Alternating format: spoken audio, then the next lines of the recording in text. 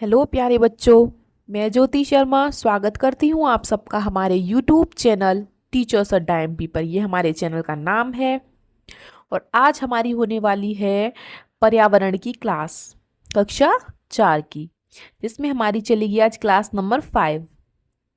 Class number 4 तक आपको sir ने करा दिया है। अब 5 से आपकी आगे की क्लासेस मैं ही लूँगी, जिसमें बेटा हम आपका सप्ताह 1 का 5वां दिवस करेंगे।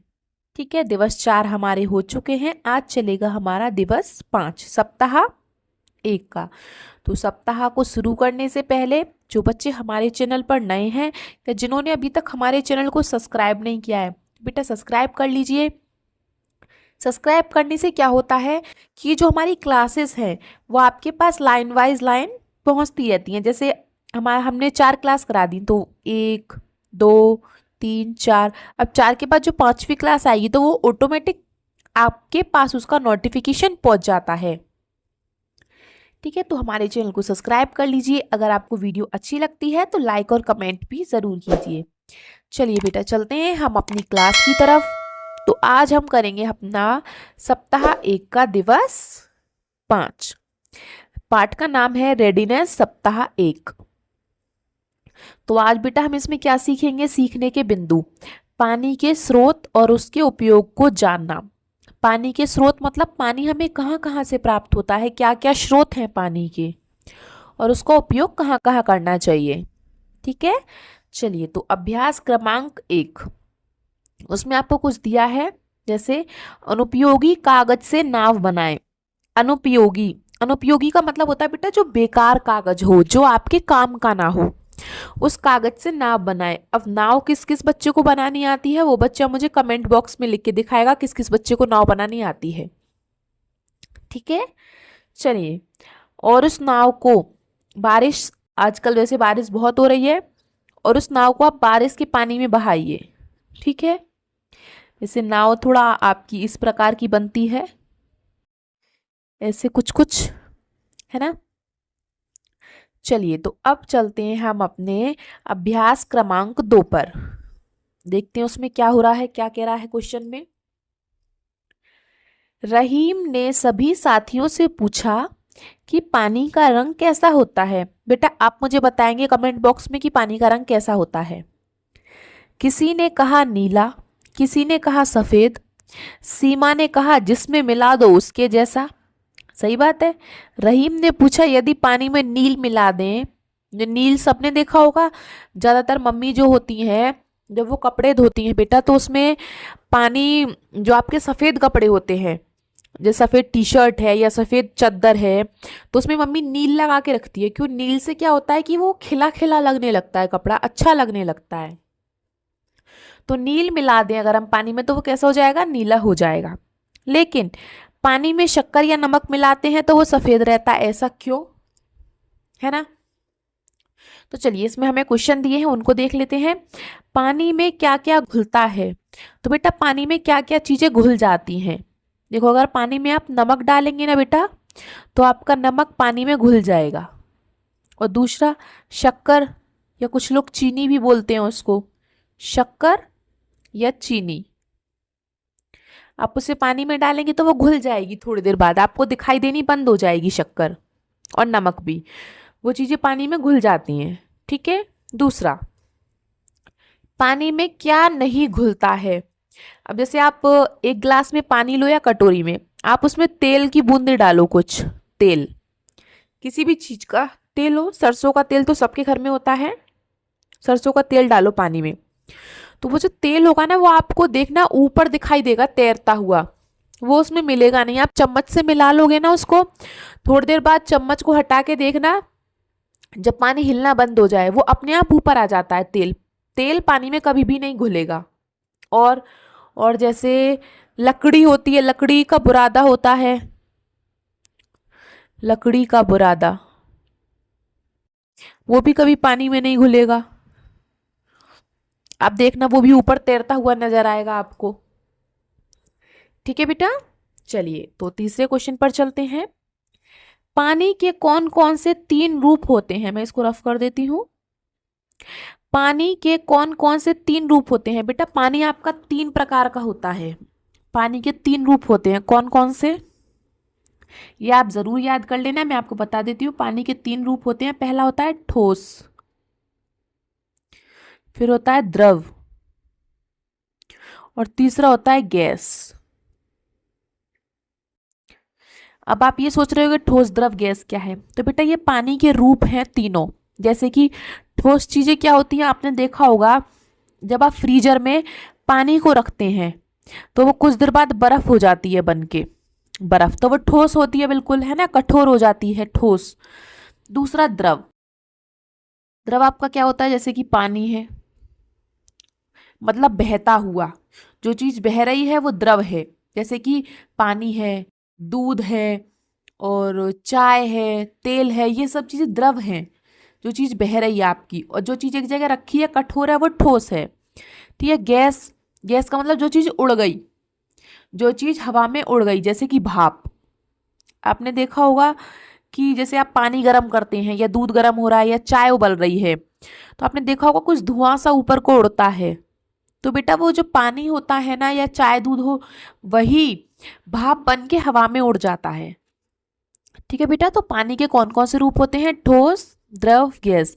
ठोस जैसे बर्फ, द्रव जैसे पानी, और गैस मतलब भाप। ठीक है बेटा। तो ये चीज आप हमेशा याद रखना, क्योंकि ये आगे आपको बहुत काम आने वाली है। चलिए, तो हमारा अभ्यास क्रमांक 2 हो गया। अब हम कर लेते हैं अपना अभ्यास क्रमांक 3। तो अभ्यास क्रमांक 3 में कह रहा है, उपयोग किए हुए पानी को पुनः उपयोग में किस प्रकार लाया जा सकता है? मतलब कि जो पानी आपने उपयोग कर लिया है, उस पानी का दोबारा उपयोग कहाँ कहाँ हो सकता है? तो लिख लेते हैं हम 2-3 बातें। जैसे कि पेड़ों में पानी देना, पेड़ों में पानी देना। अब आप ये सोच रहे होंगे कि पेड़ों में पानी देना मतलब पुनः उपयोग कैसे हो गया? अब जैसे आप सबके घर में मम्मी है, मम्मी कपड़े धोती हैं, ठीक है। तो आपने देखा होगा जिसके घर में बगीचा हो या पेड़ पौधे लगे होंगे ना, तो वो लोग क्या करते हैं, जो पानी बचता है ना, वो लोग उसको वेस्ट नहीं करते हैं, मतलब उसको बर्बाद नहीं करते हैं पानी को। क्योंकि कपड़े धोने के बाद पानी हल्का सा गंदा हो जाता है, जैसे उसमें थोड़ा बहुत साबुन सरफ रह जाता है, तो कुछ लोग उसको फेंक देते हैं जिनके घर में पेड़ पौधे नहीं है। लेकिन कुछ लोग क्या करते हैं कि उस पानी को पौधों में डाल देते हैं। क्यों? क्योंकि उससे आपके कपड़े भी धुल गए पानी से, और दोबारा कैसे उपयोग में आ गया, हमने वो पानी पौधों में डाल दिया। क्योंकि पौधों को भी तो पानी की जरूरत होती है, उन्हें इस बात से मतलब नहीं है कि पानी साफ है कि गंदा है। ठीक है। दूसरा, जैसे कोई गंदे वाहन होते हैं आपके, जैसे कुछ ज्यादा, जैसे पापा बाहर से आए, बोले स्कूटर, आज मोटरसाइकिल मेरी बहुत गंदी हो रही है, ला धो लेता हूँ इसको। तो मम्मी बोली रुको, पानी रखा है, थोड़ा सा साबुन का सा पानी हो रहा है कपड़ों का, उसको ले जाओ, है ना। तो पापा पहले उसे गंदे पानी से धो देंगे, फिर एक बाल्टी बाद में साफ पानी की डाल देंगे। तो वाहनों को धोने में, वाहनों को धोने में, है ना। और लिख लेते हैं, सड़क साफ करने में, जैसे सड़क वगैरह साफ करते हैं अपने घर के आगे, जैसे थोड़ी बहुत, जैसे गाय वगैरह आ जाती है कभी, तो वो गोबर कर देती है ना। तो मम्मी वगैरह ऐसे कपड़ों का पानी होता है तो उसको सड़क पे फेंक देती हैं कि सफाई हो जाएगी थोड़ी सी सड़क की, है ना। सड़क साफ करने में। और भी लिख सकते हैं आप, जैसे मकान बनाने में। और भी काफ़ी चीज़ें हैं, जो अपने मन से आपको लिखनी हो तो लिख लेना आप, ठीक है।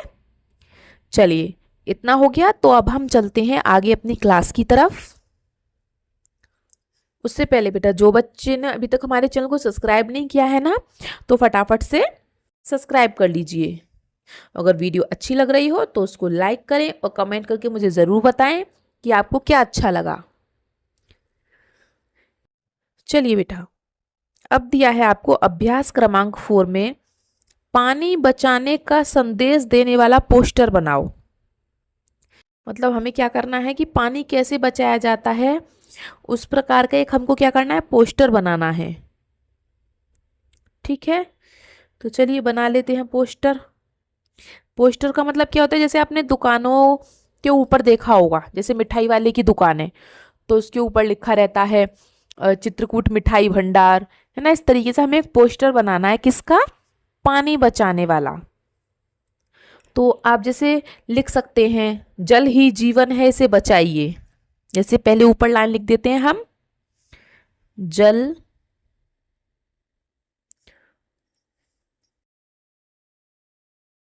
जल ही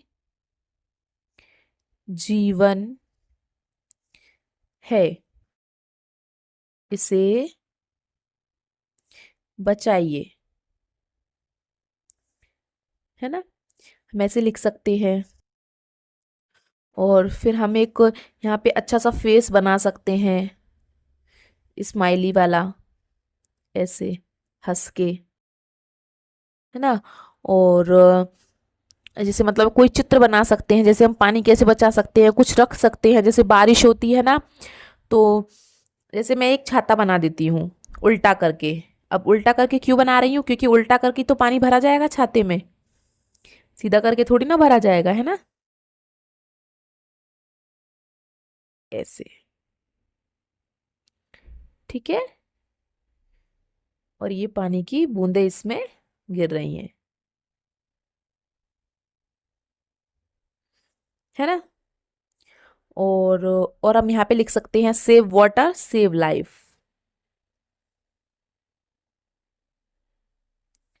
सेव वाटर, पानी बचाओ, सेव लाइफ, जीवन बचाओ।